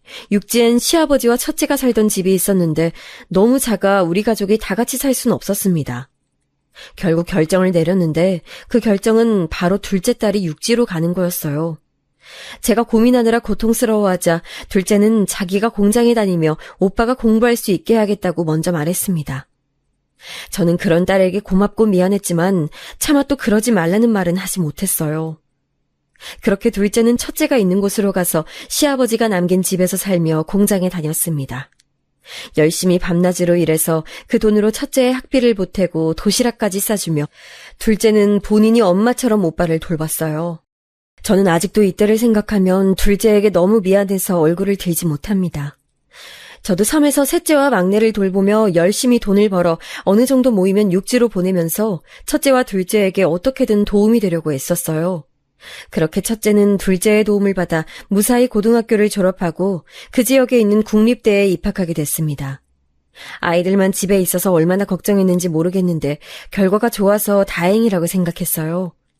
저는 그렇게 부모 없이 공부해서 똑똑한 국립대에 입학한 아들도 자랑스러웠고 그런 오빠를 지원하겠다고 혼자 공장에 다니며 열심히 일한 둘째 딸도 자랑스러웠어요. 국립대에 합격했다는 소식을 듣자마자 저는 동네를 돌아다니며 자랑했는데 옆집 순이 할머니는 그렇게 개같이 고생하더니 드디어 인생이 풀린다며 자기 일처럼 기뻐하셨습니다. 첫째가 대학에 입학하고 셋째도 고등학교에 갈 나이가 되었는데 본인도 첫째 오빠처럼 고등학생이 되고 싶다고 강력하게 말해서 저는 둘째에게 양해를 구하고 셋째도 그 집으로 보냈어요. 둘째는 동생들이 크면 언제든지 보내라고 하며 열심히 일했습니다. 아이들이 막내 빼고 다 육지에 있으니 섬에서 죽어라 일해서 돈을 모으면 바로 집으로 보내고 어떻게든 더 착실하게 일하려고 노력했어요. 저도 사람이니까 일을 많이 하면 힘들기도 하고 지치기도 했지만 그럴 때일수록 타지에 있는 아이들을 생각했어요. 그리고 먼저 돌아가신 이모 부부와 남편 그리고 시아버지를 생각하면 잠이 오지도 않았답니다. 또 힘들어도 육지에서 공부하는 셋째와 공장에 다니는 둘째 딸을 생각하니 힘들어할 시간도 없었어요. 가끔 시간을 내서 막내 손을 잡고 육지로 가면 역시 아이들끼리 사니까 집안은 깨끗하진 않았는데 그래서 더 주기적으로 집을 찾아가서 청소하고 빨래하고 음식도 많이 만들어 놓고 다시 막내와 섬에 돌아오곤 했습니다. 힘들었지만 즐거웠던 그 시절은 우리 가족에게 절대 잊을 수 없는 경험을 안겨줬어요. 첫째 아들은 그렇게 대학을 가서 열심히 공부해서 장학금도 타며 대학 생활을 했습니다. 둘째가 번 돈을 허투루 쓰면 안 된다고 일부러 서울에 있는 사립대학에 합격해도 지역에 있는 국립대에 입학한 아들은 우리 집안의 대들보였어요. 제일 똑똑했고 아들 말이라면 동생들도 잘 들어서 저는 아들을 많이 의지했습니다. 그러다 어느 날 대학을 졸업하고 아들은 섬으로 찾아왔는데 옆에는 처음 보는 여자가 있었어요. 결혼할 여자라고 소개했는데 미용실에서 일하던 아가씨였습니다. 둘째가 옆에서 저한테 저 사람 별로 마음에 들지 않다고 속삭였는데 워낙 믿음직하고 우리 집의 구세주였던 첫째 아들이 고른 여자니까 저는 싫은 소리 없이 결혼 허락을 하게 되었는데 며느리는 부모님이 없었어요. 초등학교 때 두 분이 돌아가셨다는데 그 소리를 듣고 저는 제 어린 시절이 생각났습니다. 비슷한 아픔이 있어서 저는 반대하고 싶지도 않더라고요. 아들도 아마 며느리가 비슷한 가정환경이라 끌린 게 아닐까 생각했습니다. 서로 집안에 어른도 없고 자기들끼리 잘 살겠다고 하기에 저는 아들의 선택이니 존중했습니다. 그렇게 육지에서 결혼하는데 저는 어찌나 눈물이 나오던지 참느라 힘들었어요. 남편이 생각나고 돌아가신 이모와 이모부도 자꾸 머릿속에 떠오르고 아이들을 키우느라 고생했던 제 과거도 생각나고 남편과 이모부가 돌아가셨을 때 초등학생이던 첫째가 어느새 커서 결혼한다니 믿을 수 없었습니다. 제가 자꾸 우니까 옆에서 둘째 딸은 울지 말라고 하더라고요. 기쁜 날이니 울지 말고 즐기라는 말에 진심으로 첫째 아들의 결혼을 축하했습니다. 첫째 아들은 결혼할 때 신혼집을 해주려고 그동안 죽어라 모았던 돈을 줬는데 첫째는 저에게 며느리와 서울에 간다고 했어요. 대학을 졸업했으니 서울에 가서 직장을 구하고 살겠다는 말에 저는 알겠다고 하며 마침 그때 막내가 고등학교에 갈 나이라 서울에서 살 집을 구해줄 테니 막내와 같이 살 수 있냐고 넌지시 물었습니다. 하지만 첫째 아들은 신혼이라 며느리 눈치가 보인다며 거절해서 둘째와 셋째가 있는 곳으로 막내를 보냈는데 이 일로 둘째는 첫째 부부를 저에게 많이 욕했어요. 아니 엄마, 해도 너무한 거지. 나는 자기 공부 편하게 하라고 고등학교도 안 나오고 공장에서 일하면서 도와줬는데 자기는 어떻게 막내랑 같이 못 산대? 둘째 딸의 말도 일리가 있었지만 첫째 말대로 신혼이니 어쩔 수 없다고 생각해서 막내는 결국 둘째, 셋째와 같이 살게 됐어요. 아이들만 육지로 보내고 저는 열심히 생선을 팔고 해녀 일도 다시 하며 돈을 모았습니다. 돈이 생기기만 하면 한 달에도 몇 번씩 돈을 보냈고 육지로 가는 배에 타서 아이들 집에 가서 살림도 봐줬어요. 순이 할머니는 저에게 그러면 차라리 육지로 가서 살라고 하셨는데 저는 바다를 죽어도 떠나지 못하겠더라고요. 둘째 딸은 육지에서 지내다 사위를 만나 결혼했는데 동생들이 걱정된다고 사위를 그 집으로 데려와서 신혼을 시작했습니다. 둘째 딸 때도 저는 모아두었던 돈을 건넸는데 딸은 그 돈 보고 저보고 쓰지 말고 간직하고 있으라고 하더라고요. 그렇게 셋째와 넷째도 고등학교를 나왔고 막내 아들은 첫째처럼 대학에도 가게 됐습니다. 둘째 딸은 여전히 공장에서 일했고 셋째 딸은 시장에서 식당 일을 도왔고 넷째 아들은 대학에 다니게 됐던 거죠. 저는 이제 편히 쉬려는 둘째 딸의 말에도 여전히 쉬지 않고 일하며 돈을 모으고 모이면 보내는 생활을 반복했습니다. 아이들은 저에게 육지로 오라고 계속 말했는데 이미 익숙해진 생활이고 섬이 좋아 떠나지 않았죠. 와중에 서울로 간 첫째 아들은 일이 바쁜지 명절에나 겨우 얼굴을 볼 수 있었습니다. 은행에 들어갔다는 소리를 들었는데 어느 순간 그만두고 사업을 시작했다고 하더라고요. 연락을 겨우 하면 일이 바쁘니 나중에 연락한다고 하고 용기 내어 찾아가려 해도 며느리 눈치가 보여 그럴 수가 없었습니다. 그래도 첫째가 대학까지 졸업하고 사업을 한다니 저도 쉴 수가 없어서 나이가 들어도 계속 해녀 일도 하고 시장에 가서 생선을 팔았어요. 저한테 주민들이 아이들이 그렇게 대학도 가고 앞길 찾아갔는데 왜 아직도 일하냐고 묻더라고요. 그래도 저는 그럴 때마다 우리 아이들한테 짐이 될 수 없다고 답하며 계속 일을 했습니다. 그러다 첫째 며느리가 임신했다는 소식을 듣고 섬에서 진귀한 미역도 챙기고 육지에 가서 몸에 좋다는 온갖 음식을 다 챙겨 서울에 가기도 했어요. 아들 부부에게 폐가 될까 두려워 자고 올 순 없으니 정말 딱 얼굴만 보고 음식을 내려놓고 바로 왔지만 그래도 뿌듯하고 드디어 손주를 보다니 감회가 새로웠어요. 남편이 죽었을 때 아이들이 너무 어려서 이것들을 다 성인이 될 때까지 키울 수 있을까 생각했는데 다 커서 대학도 가고 결혼해서 손주를 낳다니 저는 믿을 수 없었습니다. 며느리는 첫째로 딸을 낳고 둘째로는 아들을 낳았어요. 그때마다 전 며느리가 친정이 없으니 직접 가서 산후조리를 해주고 미역국도 끓여줬습니다. 섬에서 가장 질 좋은 해산물도 가져가고 용돈도 주고 오곤 했어요. 첫째는 남매를 낳고 둘째는 딸자매를 낳았고 셋째 딸은 고등학교를 졸업하고 바로 결혼해서 아들 하나를 낳았습니다. 아이들이 차례로 결혼하는 것을 보고 혼자 남편 산수 앞에 가서 자랑하기도 했었죠. 사촌 동생들에게도 연락해서 아이들 자랑을 했더니 저보고 너무 잘 됐다고 이렇게 잘 풀리기 쉽지 않다고 하는 말에 눈물이 고여 힘들었습니다. 이대로 죽어도 여한이 없다고 생각하면서도 자식들 걱정에 하루도 쉴 수 없는 날은 계속되었어요. 아무리 아이들이 알아서 자기 몸은 챙길 나이가 되어 잘 살고 있어도 엄마 마음이라는 게 항상 아이들이 걱정되기 마련이잖아요.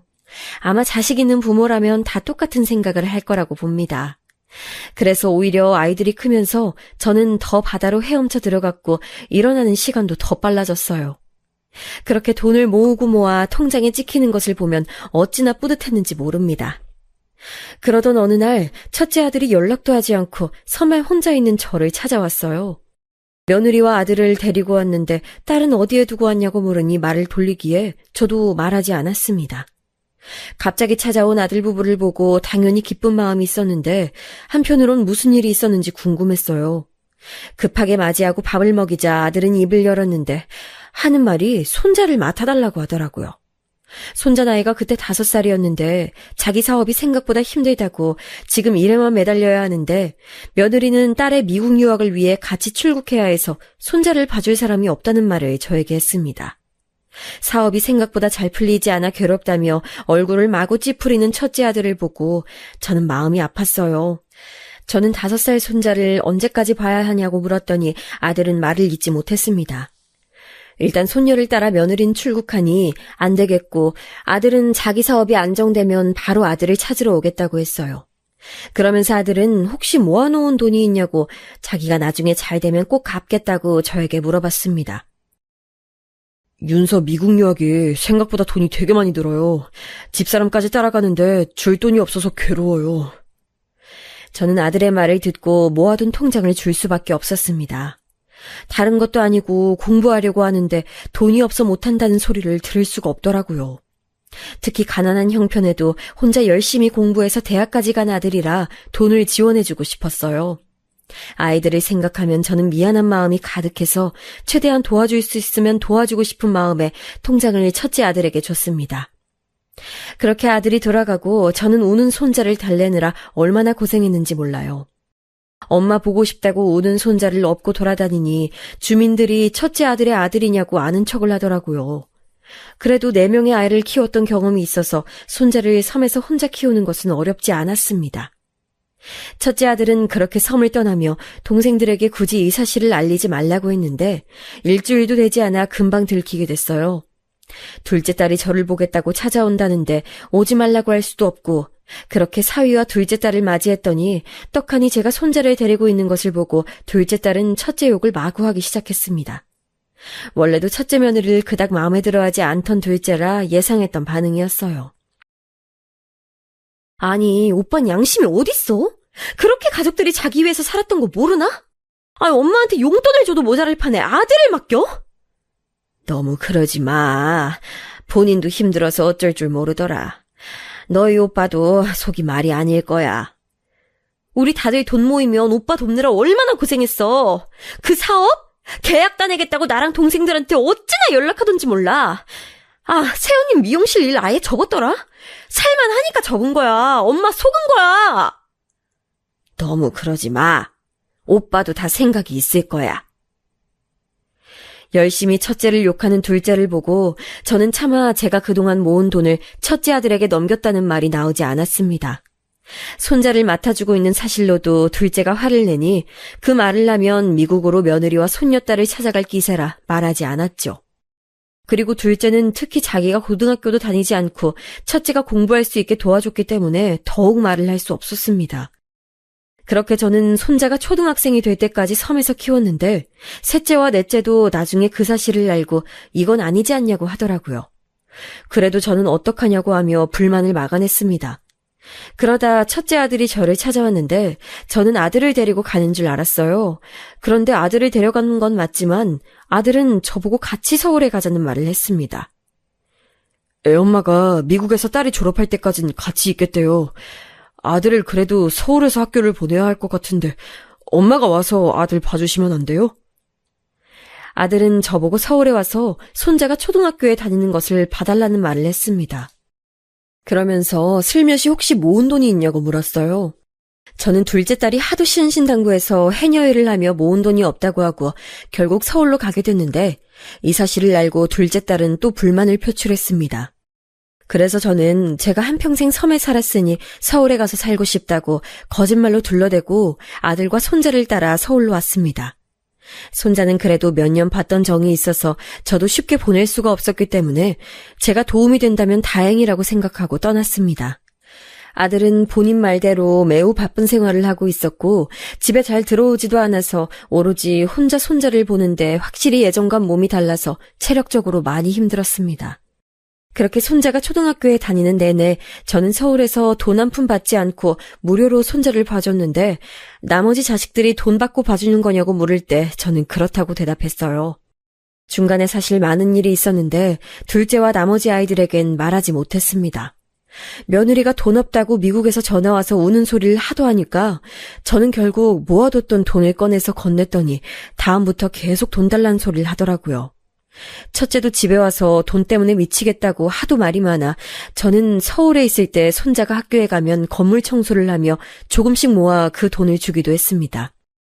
손자가 아들이라 활동량도 많아 돌보는 게 힘들었지만 제 도움으로 인해 첫째 아들이 조금이라도 편하게 살 수 있으면 저는 괜찮았어요. 그렇게 손자가 초등학교를 졸업할 때쯤 미국에서 며느리가 혼자 들어왔습니다. 손녀가 성인이 됐으니 본인은 왔다는데 며느리와 한 집에서 사는 게 눈치가 보였던 저는 다시 섬으로 돌아오게 됐어요. 사실 서울 살 때 답답하면 가던 바다도 없고 아는 사람도 없이 혼자 손자와 아들만 바라보고 살아야 해서 많이 힘들었거든요. 힘들 때마다 저를 위로하던 바다, 파도 소리도 없고 사람은 워낙 많아서 어딜 가도 붐비고 오히려 혼자 섬에서 살 때보다 서울살이가 더 외로웠습니다. 섬에 와서도 쉬지 않고 해녀일도 하고 다시 생선 장사도 했는데 제가 돌아와도 섬은 그대로였어요. 저를 반겨주는 주민들을 보니까 잘 왔다는 생각도 들고 집에서 바다로 나가 파도 소리를 들으니 마음의 안정도 됐습니다. 둘째 딸이 첫째 아들의 손자를 봐주며 얼마나 받았냐고 묻기에 그냥 적당히 받았다고 둘러대고 저는 다시 해녀로 일하며 돈을 모으기 시작했어요. 같이 서울에서 살며 느낀 것은 아들이 생각보다 힘들게 산다는 거였습니다. 넷 중에서 제일 똑똑해서 제일 잘 나갈 줄 알았는데 어째 인생이 쉽지 않더라고요. 나머지 아이들은 그래도 평범하게 가난하지 않게 사는데 첫째는 서울에 살긴 했어도 확실히 생활이 힘들었습니다. 몇 번이나 돈을 보내줬는데 그게 부족했던지 계속 돈을 요구했어요. 사실 아무리 힘들어도 절대 자식들에게 말하지 않던 비밀이 하나 있었는데 그것은 바로 이모가 저에게 남긴 돈이었습니다. 이모는 돌아가시기 전에 본인 자식들이 아닌 저에게 통장을 남기고 돌아가셨어요. 먼저 가서 미안하단 말과 함께 이모는 나중에 무슨 일이 있어도 자식들에게 이 돈의 존재를 알리지 말라는 편지를 남기고 돌아가셨죠. 그 돈과 함께 저는 섬에서 열심히 돈을 모으고 살고 있었어요. 그렇게 몇 년의 시간이 흐르면서 명절에도 큰아들 부부의 얼굴은 보기가 힘들어졌습니다. 키운 정이 있어 손자를 보고 싶은데 연락하면 바쁘다고 하고 그러다 보니 제 연락이 혹시 아들 부부에게 부담이 될까 두려워 연락하지도 못했어요. 나머지 자식들이 있기에 외로움은 달랠 수 있었지만 언제나 마음 한쪽엔 큰아들에 관한 생각이 가득했습니다. 그렇게 시간이 흘러 어느 날 아침이었어요. 아침부터 그날따라 바빠서 생선을 옮기고 열심히 일한 뒤 집에 왔는데 누가 와 있었습니다. 저는 둘째 딸이 주로 방문했기 때문에 둘째가 온 줄 알았는데 문을 열고 저를 반긴 것은 바로 첫째 아들과 며느리였어요. 너무 오랜만에 보는 얼굴들이라 반가워서 어쩔 줄을 몰랐습니다. 연락도 없이 무슨 일이냐고 하며 급하게 다시 시장에 가서 마감하는 정육점 청년에게 양해를 구하고 무려 소고기를 사서 집에서 구워줬어요. 애들은 어쩌고 둘만 왔냐고 하니까 아들 부부는 멋쩍게 웃으며 밥을 먹었습니다. 자식이 4명이나 있어도 늘 보고 있어도 보고 싶은 기분이 들고 애틋한데 눈앞에서 며느리와 밥을 먹는 장남을 보니 현실이 믿기지 않아 눈물이 나올 지경이었어요. 밥을 먹고 잠도 자고 간다기에 너무 기뻐서 옆집에 가서 이불을 빌려오기까지 했답니다. 그렇게 이불을 깔고 자기 전에 큰아들 부부와 진지하게 얘기하는 시간을 가졌는데 아들은 뜻밖의 얘기를 전했어요. 어머니, 그동안 너무 고생만 하셨어요. 이제 서울로 가서 우리 행복하게 살아요. 나 엄마 이렇게 혼자 외롭게 사는 거 보는 게 힘들어. 우리 이제 같이 올라가요, 네? 아들과 며느리는 저에게 섬에서의 삶을 정리하고 서울에 가자고 했습니다. 저는 손자를 돌보느라 서울에서 머물렀을 때 그리 좋은 기억만 있던 것은 아니라 아무래도 망설였는데 그걸 눈치챘는지 며느리는 옆에서 저에게 말해줬어요. 이사 가려고 알아보는 아파트에 노인정이 크게 있어요. 그리고 주민들 위해서 구청에서 어르신 친구 모임도 만들어준다고 해서 이미 신청해 놨어요. 어머님은 그냥 오시면 돼요. 저 말을 들으니 저도 안심이 됐습니다. 그리고 나이가 들어서 예전처럼 혼자 사는 게 점점 힘들어지기 시작했던 터라 아들의 제안은 저에게 기회라고 생각됐어요.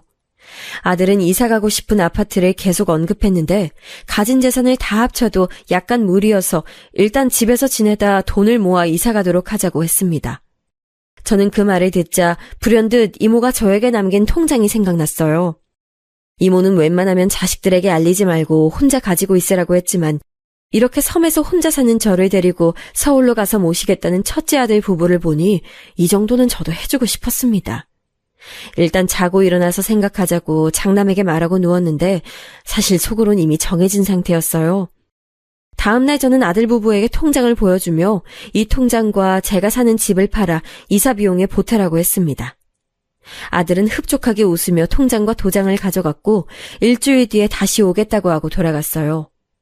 돌아가는 길에 같이 부동산에 가서 집도 내놓고 우리 아들 따라 서울에 가게 됐다고 하니 주민들도 다 기뻐했습니다. 그렇게 장남 부부가 돌아가고 저는 나머지 자식들에게 상황을 알렸더니 둘째는 드디어 오빠가 정신을 차렸다고 잘 됐다고 하더라고요. 일주일이 빠르게 지나가고 저는 섬에서의 마지막 밤을 보내는데 참 마음이 복잡했습니다. 서울에 가서 며느리 말대로 좋은 노인정도 다니고 또 무엇보다 제가 허리가 안 좋았는데 그걸 고치기 위해 병원에 다닐 생각을 하니 황홀했어요. 한편으론 태어나고 자란 고향을 떠나니까 아쉽기도 하고 남편 생각이 유독 많이 나서 쉽게 잠을 이루지 못했습니다. 다음날 아침부터 아들이 저를 데리러 와서 그렇게 배를 타고 육지로 나갔고 차를 타고 서울로 가게 됐어요. 저는 집을 처분한 돈을 아들에게 줬고 아들과 며느리는 웃으며 저를 태우고 서울로 갔습니다. 그러나 저는 서울에 도착하고 다시 기억하고 싶지 않은 경험을 하게 됐어요. 아파트 단지가 아닌 어느 허름한 건물 앞에 차를 세운 장남은 저보고 도착했으니 내리라고 했습니다. 어리둥절한 상태로 차에서 내렸더니 저를 데리고 며느리가 상가 건물로 들어갔어요.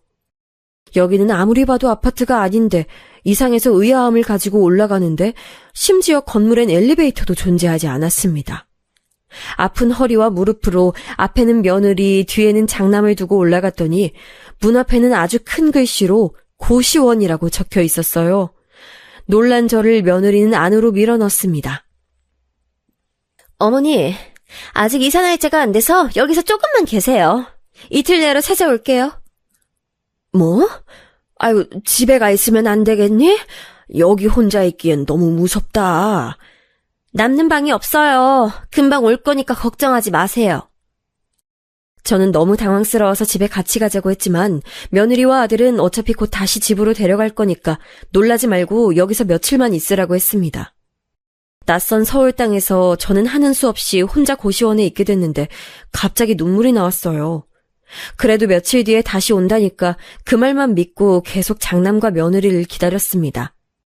그런데 일주일이 지나고 2주가 넘어도 아들은 오지 않았고 사장님에게 물어봤더니 한 달치가 결제되어 있다는 말을 저에게 해줬어요. 제가 가진 돈이라곤 손자를 만나면 주려고 몰래 주머니에 넣어놨던 10만 원이 전부여서 그걸로 겨우 편의점에 가서 우유를 사 먹으며 버텼지만 결국 한 달이 지나도 아들 부부는 오지 않았습니다. 그동안 나머지 자식들에게 연락하려고 했지만 차마 말이 나오지 않았고 저보고 역으로 연락이 와도 말할 수가 없었어요. 혹시라도 제가 말했는데 데리러 올 수도 있으니 꾹꾹 혼자 배고픔도 참으며 아들을 기다렸지만 고시원 선결제 기간이 끝날 때까지 아들 부부는 얼굴도 비추지 않았습니다. 고시원 사장님도 제 사정을 듣더니 진짜 심보가 고약하다고 어떻게 그럴 수가 있냐며 대신 욕을 해줬으나 제가 할 수 있는 일은 결국 둘째 딸에게 연락하는 거였어요. 제 연락을 받고 둘째는 바로 저를 데리러 왔는데 너무 한평생 패만 끼친 것 같아 얼마나 미안했는지 모르겠습니다. 제가 미안해서 고개도 못 들고 있으니 둘째 딸은 저는 잘못한 것은 없고 이건 다 오빠 잘못이라며 애초에 그 여자랑 결혼한 것부터가 장남의 잘못이라고 역정을 냈어요. 사위에게도 미안해서 눈물만 흘리며 그나마 가까운 막내 아들 집에서 첫째 부부를 제외하고 다 모이게 됐습니다. 그리고 저는 그곳에서 믿을 수 없는 얘기를 듣게 됐는데 바로 첫째 아들은 저 몰래 동생들에게 연락해서 저를 모시는 조건으로 돈을 받아갔다는 소리를 들었어요. 아니, 나는 큰오빠가 돈 없다고 난리를 쳐서 사실 그동안 4천만 원 빌려줬어. 뭐? 나한텐 형이 누나들이랑 엄마한테 절대 말하지 말라고 하면서 돈을 빌려달라기에 나도 5천 빌려줬어. 미치겠다. 나는 동생들한텐 빌려주지 말라고 신신당부하면서 6천 빌려줬어. 저 몰래 나머지 자식들에게 계속 돈을 빌려갔던 첫째는 갚은 적이 단 한 번도 없었다고 합니다. 심지어 사업을 하는 거래처도 다 막내 아들의 친분이었고 저 돈들은 며느리와 둘이 생기는 족족 말아먹었다는 소리를 듣고 저는 머리가 아팠어요. 결국 이모가 저에게 남겼던 돈까지 다 장남이 가져갔다고 말하자 자식들은 분노가 차올라 다들 화를 내기 시작했습니다. 가족들에게 베푼 적은 단 한 번도 없고 오히려 이렇게 뜯어간 적만 많으니 다들 화를 참을 수가 없었던 거죠. 자식들은 저를 고시원에 버린 것은 진짜 하늘도 노할 일이라며 장남을 비난했습니다. 급기야 막내는 그 자리에서 전화를 걸어 당장 자기 큰형과의 거래를 끊으라고 역정을 냈어요. 내가 형 잘되라고 그렇게 밤낮도 바꿔가며 거래처 물어다 줬어. 그런데 나한테 돌아온 건 아무것도 없고 오히려 돈만 빌려갔어. 사람이 저래도 돼? 저는 막내를 키우며 저렇게 화내는 모습을 처음 봤을 정도로 분노를 사귀지 못하는 모습이었어요. 아무리 그래도 자기 키우려고 고생한 엄마를 고시원에 버리는 건 사람이라면 하면 안 될 짓이라고 자식들은 화를 냈습니다. 딸들은 저를 앞세워 첫째 아들의 집에 갔는데 이미 이사가고 없었어요. 저는 며느리에게 고급 아파트라는 말만 들었지 거기가 어딘지도 몰랐기에 자취를 감춘 첫째를 찾는 것은 힘들어 보였습니다. 하지만 자식들은 저에게 가만히 있으라고 막내가 거래처를 다 끊었으니 분명 연락이 올 거라고 했고 그 말은 정답이었어요. 몇 주가 지나니 자식들에게 돌아가며 연락이 왔는데 무려 가식적으로 제가 사라졌다고 걱정된다며 돈을 요구하더래요. 둘째가 웃기지 말라며 엄마 고시원에 버린 거 모를 줄 아냐고 했더니 당황한 첫째는 잠시 거기에 머무르게 한 거지 버린 게 아니라고 오해라고 했답니다. 오해가 아닌 것은 우리가 모두 아니까 다들 무시하며 알아서 잘 살라고 돈을 갚으라고 법적 소송을 걸게 됐어요. 첫째 부부는 저를 찾아와서 잘못했다고 빌며 미국에서 공부하는 손녀가 돈이 없어서 들어오게 생겼다고 제발 소송을 취하하고 돈을 빌려달라고 빌었습니다. 하지만 저는 이미 장남에게 있던 정도 다 떨어졌고 나머지 자식들도 첫째를 외면했기 때문에 끝내 도와주지 않았어요. 나중에 장남은 또 연락이 와서 며느리가 암에 걸렸다고 제발 도와달라고 빌었는데 처음에 저는 저 말이 또 우리를 속이려고 거짓말하는 줄 알았답니다. 그런데 그 말은 사실이었어요. 며느리는 암에 걸렸는데 돈이 없어서 치료를 못 받고 있었습니다. 하지만 저는 이제 하나도 며느리가 안쓰럽지 않았고 결국 부족한 돈 때문에 한국으로 귀국한 손녀도 보고 싶지 않았답니다. 장남은 막내를 찾아가서 제발 거래처 한두 개만 달라고 빌었다던데 막내는 형이 사람이면 엄마에게 그러면 안 된다고 말했다네요. 장남에게 배신당하고 너무 힘들었는데 나머지 자식들이 저를 돌봐줘서 저도 회복할 수 있었습니다. 병원에 가서 치료도 받았고 이제는 이런저런 얘기를 할 수 있을 정도로 마음이 괜찮아졌어요. 둘째가 저에게 다시 섬으로 갈 거냐고 물었는데 제 대답은 아니라고 답했습니다. 첫째가 저를 버리고 저도 혼자 생각이 많았는데 여생은 남편이 자랐던 곳에서 삶을 보내려고 해요. 둘째 딸도 그 지역에서 사위랑 살고 있었고 가족도 있고 섬도 가까우니 마음이 편할 것 같았습니다. 장남은 우리의 외면에 계속 미안하다고 빌고 있는데 아무도 마음이 바뀌지 않았어요. 그나마 사업 때문에 연락을 제일 주고받는 막내 말로는 그 고급 아파트도 팔고 빚을 갚으려고 했지만 결론은 지금 다 망해서 반지하 한 칸짜리 방에서 넷이 살고 있다고 합니다. 장남이 저에게 잘못했다고 빌어도 저도 마음이 다친 지가 오래라 안쓰럽거나 그런 마음은 전혀 들지 않아요. 오히려 저 일이 있고 나서 나머지 자식들은 더 자주 모이고 있는데 아이들을 보니 참 뿌듯합니다. 손주들을 보면 우리 아이들 어릴 때가 생각이 많이 나는데 그 작은 아이들을 키우려고 혼자 섬에서 고생했던 젊은 시절의 제가 떠오르더라고요. 돌아가신 이모부와 이모 그리고 시아버지와 남편도 참 보고 싶습니다. 그래도 둘째 딸이 이제 그동안 안 좋았던 기억은 있고 남은 인생 가족들과 행복하게 지내자고 했기에 그러려고 해요. 제가 준비한 사연은 여기까지인데 잘 들으셨을까요? 이 얘기를 주변에 하면 다들 저한테 잘 버텼다고 하더라고요. 하지만 전 이미 알고 있습니다. 저보다 더 힘들게 산 사람도 많고 또 지금도 힘들게 사는 분들이 많잖아요. 힘들어도 가족들이 있어 버틸 수 있었고 저는 지금도 나머지 자식들을 보며 살아갈 힘을 얻고 있습니다. 여러분도 추운 겨울 가족들과 따뜻하게 온기를 유지하며 살길 바랍니다. 아프지 마시고 건강관리 유의하세요. 제 사연 들어주셔서 감사합니다.